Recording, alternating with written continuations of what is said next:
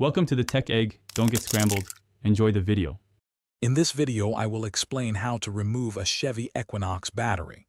Before you begin, always prioritize safety.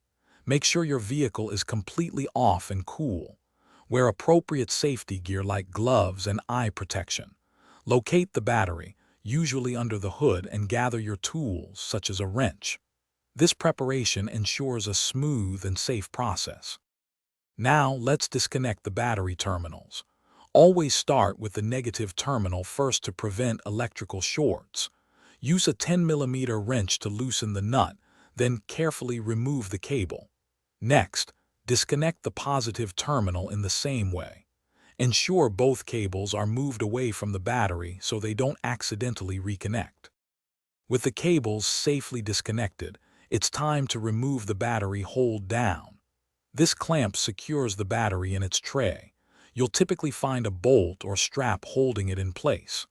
Loosen or unfasten this mechanism completely. Once the hold down is removed, the battery should be free to be lifted out of its compartment. Finally, carefully lift the battery out of the engine bay. Remember, car batteries are quite heavy, so lift with your legs, not your back.